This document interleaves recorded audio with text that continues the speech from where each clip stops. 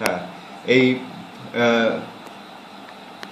ভাল্লুকের পরিবার খুব রেগে আছে, ভাল্লুকগুলো খুব রেগে আছে, কারণ তাদের ঘর নোংরা করেছে কেউ, এবং এখন তারা শোবার ঘরে যাচ্ছে সিঁড়ি বেয়ে সেই দোষীকে খুঁজতে, যে এই তাদের ঘর নোংরা করেছে। আচ্ছা, ভাল্লুকগুলো উপরে যাচ্ছে সিঁড়ি বেয়ে দোষীকে খুঁজতে, যে তাদের ঘর নোংরা করেছে, এবং ইঁদুরগুলো আগে আগে যাচ্ছে সেই সোনালী চুলের মেয়েকে ডাকতে,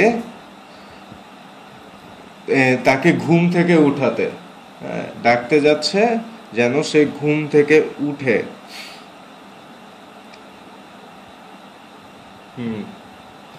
আচ্ছা, এবং ভাল্লুক বলছে, এই কে কে ভিতরে আছে, শোবার ঘরে কে কে আছে, কে আমার ঘর নষ্ট করেছে, কে সেই দুষ্ট মানুষ। আচ্ছা, শেষ, এই পেজ শেষ। তারপর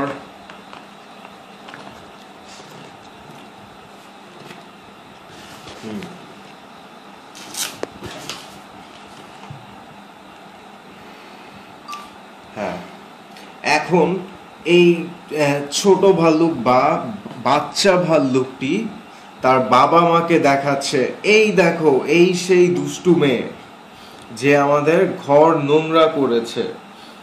আচ্ছা, বাবা ভাল্লুক কোমরে হাত দিয়ে বলছে, এই মেয়ে, তুমি কেন অনুমতি না নিয়ে আমাদের বাড়িতে ঢুকেছো? তুমি কেন অনুমতি না নিয়ে আমাদের বাড়িতে ঢুকেছো? আচ্ছা, মা ভাল্লুক বলছে, হায়, আমার বিছানা নোংরা করে ফেলেছে। তারপর আচ্ছা, হ্যাঁ, বাবা ভাল্লুক মনে করছে কে এই মেয়ে, কোথা থেকে এসেছে, এবং মেয়েটি চিৎকার করে উঠল, কারণ মেয়েটি ভয় পেয়েছে।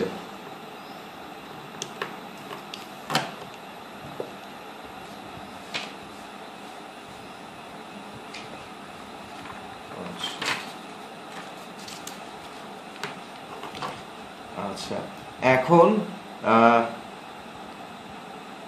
এইখানে দেখতে পাচ্ছি যে বিছানার কাঠ, হ্যাঁ, বিছানার কাঠের উপর একটা সূর্য খোদাই করা।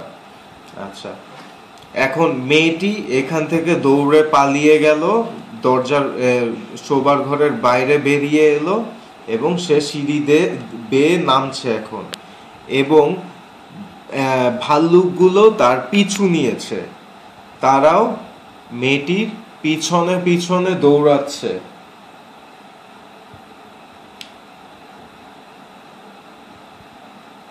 হ্যাঁ, তারপর মেয়েটি বলছে, আমাকে বাঁচাও, আমাকে বাঁচাও, এবং ইঁদুরগুলো বলছে, মেয়েটিকে ধরো না, ওরা আমাকে অনেক আদর করেছে।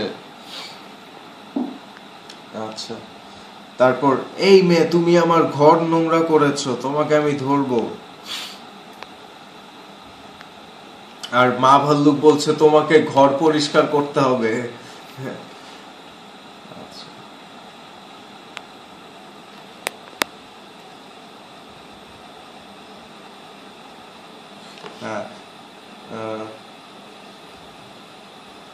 হ্যাঁ, মেয়েটি যদিও মেয়েটি ভয় পেয়েছে, তবুও সে দৌড়াচ্ছে, সে থামেনি।